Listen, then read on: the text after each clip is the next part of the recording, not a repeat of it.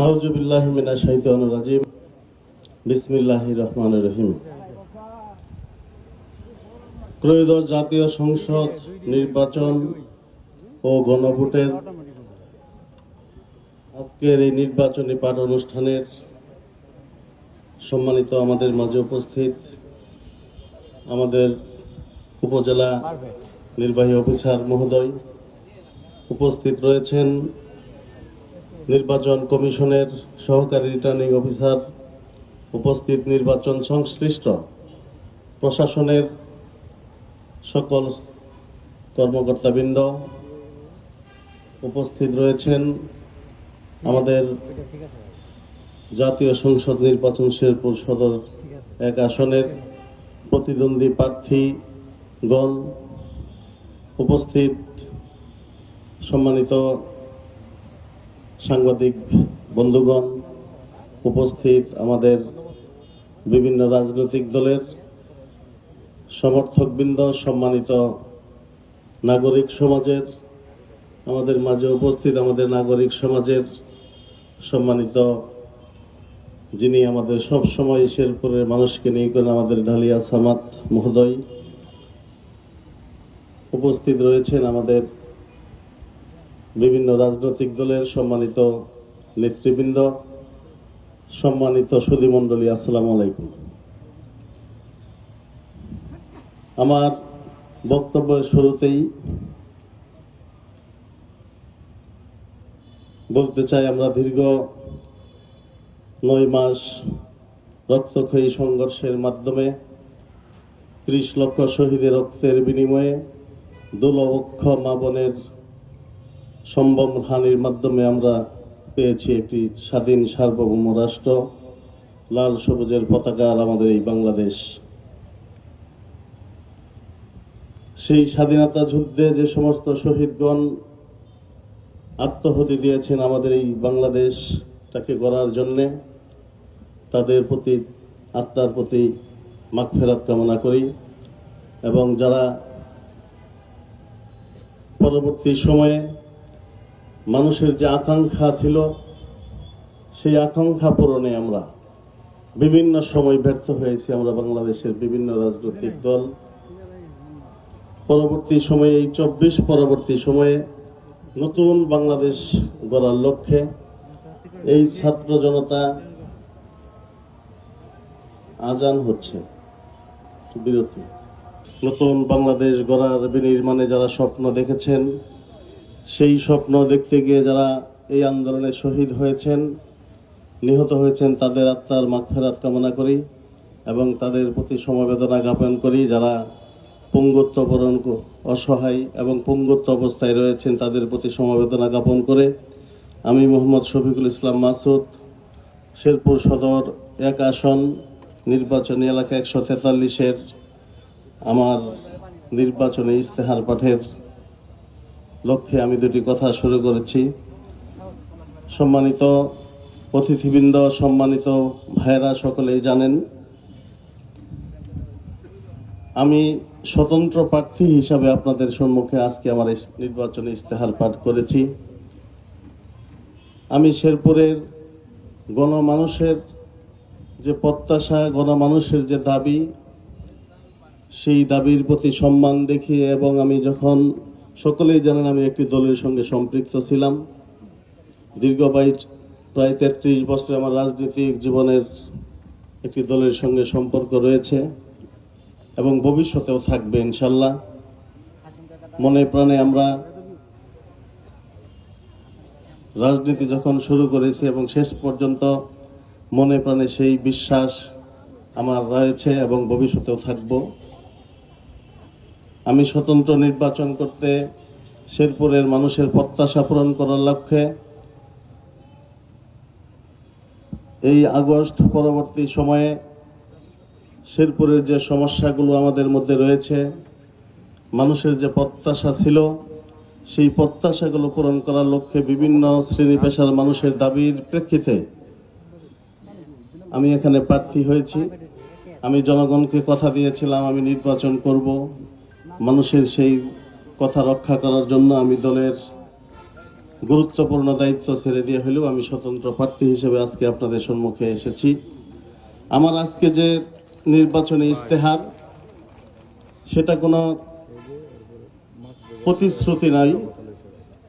আমি যে শেরপুরের গণমানুষের যেহেতু একজন প্রার্থী, আমি স্বতন্ত্র প্রার্থী, আমি শেরপুরের গণমানুষের, শেরপুরের যে বাস্তব চিত্র রয়েছে, শেরপুরের শিক্ষা, স্বাস্থ্য, কৃষি, অবকাঠামো এবং আমাদের শ্রমজীবী মানুষের জন্য যে সমস্যাগুলি রয়েছে, এই সমস্যাগুলি বাস্তবায়ন করার লক্ষ্যে শেরপুরের গণমানুষের সঙ্গে আলোচনা করে, সকল শ্রেণী পেশার মানুষের সঙ্গে কথা বলে আমি বাস্তবায়ন করার জন্য সবসময় সচেষ্ট থাকব।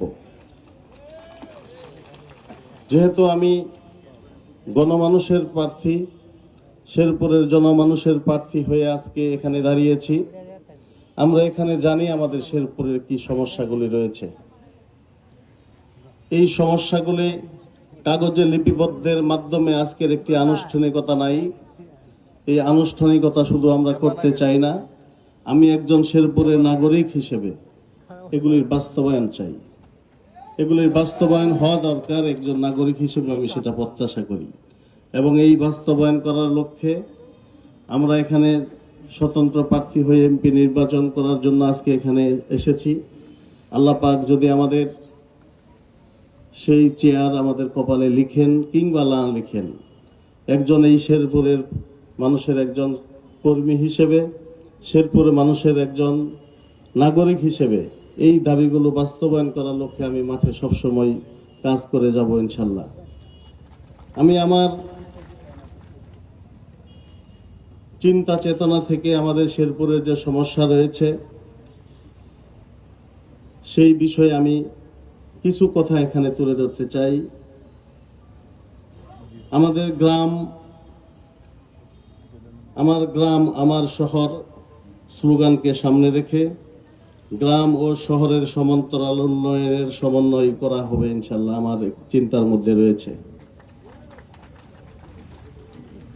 শহর থেকে গ্রামের ডিজিটাল পদ্ধতির অধিকতর ব্যবহারে প্রয়োজনীয় ব্যবস্থা গ্রহণ করার জন্য আমরা সবসময় কাজ করে যাব। শহর ও গ্রাম অঞ্চলে শতভাগ বিদ্যুতায়ন করার জন্য সবসময় সচেষ্ট থাকব। শহর ও চরাঞ্চলের অবকাঠামো উন্নয়নে সবসময় গুরুত্ব দেয়া, শহর ও চরাঞ্চলের উন্নয়ন ও কর্মসংস্থান বৃদ্ধির লক্ষ্যে অর্থনৈতিক জোন গড়ে তোলার পরিকল্পনা রয়েছে। ইতিমধ্যে আপনারা সকলেই জানেন, সারা দেশের বিভিন্ন জেলায় অর্থনৈতিক জোন থাকলেও আমরা সেই সেবা থেকে আমরা বঞ্চিত হয়েছি শেরপুরের মানুষ। আমাদের সেই চরের দিকে কিছুদিন আগেও, প্রায় 2-3 বছর আগে, জমি এবং জায়গা সরকারি অফিস থেকে পরিমাপ করা হয়েছিল এবং প্রায় কিছু চিঠিও আমরা পেয়েছিলাম। পরক্ষণে দেখি সেটা বন্ধ হয়ে গেছে, কি কারণে আমরা জানি না। আমরা যদি আপনাদের ভোটে নির্বাচিত হতে পারি, শেরপুরের মানুষের কর্মসংস্থান সৃষ্টি করার লক্ষ্যে সেটাকে আমরা অগ্রাধিকার ভিত্তিতে করার জন্য চেষ্টা করে যাব। আমাদের শেরপুরে সন্ত্রাস ও চাঁদাবাজ মুক্ত পরিবেশ গড়ার লক্ষ্যে আমরা সবসময় সচেষ্ট থাকব। আমরা শেরপুরের মানুষকে যেন একটি ব্যবসা বান্ধব পরিবেশ উপহার দিতে পারি, শেরপুরের ব্যবসায়ী মহল যাতে নির্বিঘ্নে তাদের ব্যবসা পরিচালনা করতে পারে, কোনো শ্রেণী পেশার মানুষ কারো নাগরিক অধিকার থেকে বঞ্চিত যাতে না হয়, কেউ যাতে তাদের অধিকার কেড়ে নিতে না পারে, সেই জন্য আমরা সবসময় সচেষ্ট থাকব। আমাদের দারিদ্র্য মুক্ত করার জন্য আমরা একটু আগেই বলেছি, আমাদের এই অর্থনৈতিক জোনটা যদি আমরা করতে পারি, শেরপুরের অসংখ্য মানুষের সেখানে কর্মসংস্থান সৃষ্টি হবে। এবং আজকে যে দুর্নীতি, এই দুর্নীতির জন্যই আমরা মনে করি সারা আমাদের যে মুক্তিযুদ্ধের চেতনা ছিল, এই চেতনাগুলো আমরা বাস্তবায়ন করতে পারি নাই। আমাদের সেই চেতনা বারবার হোঁচট খেয়েছে। এই দুর্নীতির বিরুদ্ধে আমাদের জিরো টলারেন্স ইনশাল্লাহ আমরা সবসময় দেখাবো এবং চেষ্টা করব। অবহেলিত, বঞ্চিত, নিম্ন-আয়ের মানুষের অধিকার নিশ্চিত করার জন্য আমরা সবসময় চেষ্টা করব। প্রবীণ, প্রতিবন্ধী, অটিজমদের কল্যাণের জন্য আমরা সবসময় কাজ করব। শেরপুর সদরের সকল স্তরে শিক্ষার মান বৃদ্ধির লক্ষ্যে আধুনিক শিক্ষাকে আধুনিকায়ন করার জন্য প্রতিষ্ঠানগুলোকে আধুনিকায়ন করা, এটার জন্য আমরা সর্বোচ্চ গুরুত্ব দেব। সমাজে ন্যায় বিচার প্রতিষ্ঠা করার জন্য, সাম্য প্রতিষ্ঠা করার জন্য আমরা সব সময় সচেষ্ট থাকব। আমি মনে করি আমাদের কৃষি প্রধান দেশ, আমাদের এই শেরপুরের, আমরা এই কৃষি প্রধান এলাকা, এই কৃষি প্রধান এলাকায় আমাদের কৃষকদের আমাদের যে পণ্যগুলি রয়েছে সেগুলির আমরা সঠিক মূল্য পাই না। আমাদের সেই পণ্যগুলোকে আমরা যদি এখানে আধুনিকায়ন কোনো হিমায়িত ব্যবস্থা করে রাখতে পারি, সঠিক সময়ে কৃষকরা যদি সেগুলি তাদের বিক্রি করতে পারেন, তাহলে তারা সেই সঠিক মূল্যটা তারা পাবেন এবং কৃষকরা উপকৃত হবেন। সেই দিকটা আমরা সর্বোচ্চ গুরুত্ব দেব। এখানে আরো অনেক যোগাযোগ ব্যবস্থা থেকে শুরু করে শিক্ষা ব্যবস্থা থেকে আমাদের এই যে আজকে যে যোগাযোগ ব্যবস্থা রয়েছে, এই যোগাযোগ ব্যবস্থাকে উন্নত করার জন্য এখন বর্তমানে আমরা একমুখী যোগাযোগ ব্যবস্থার মধ্যে আমরা শেরপুরে বসবাস করছি। এটাকে যদি আমরা দ্বিমুখী শিক্ষা আমরা যোগাযোগ ব্যবস্থা করতে পারি, এর জন্য আমরা সর্বোচ্চ ইনশাআল্লাহ চেষ্টা করে যাব। শেরপুরে এটা মানুষের দাবির একটা বড় অংশ। এইখানে আমাদের শেরপুরের যে আরো অনেক সমস্যা রয়েছে, আমি আগেই বলেছি যে আমাদের এই বিশাল চরাঞ্চল এবং পূর্বাঞ্চল, আমাদের মধ্যে মনে হয় একটা বিভাজন রয়েছে। উন্নয়ন করার ক্ষেত্রে আমরা এই বিভাজনটাকে দূর করে সমতার ভিত্তিতে প্রত্যেকটি অঞ্চলকে আমরা গুরুত্ব দিব উন্নয়ন করার ক্ষেত্রে, যাতে আমরা কোনো অঞ্চলই আমরা বঞ্চিত না হই। কারণ সকলেই ভোটার, সকলেরই অধিকার রয়েছে ভোট দেওয়ার।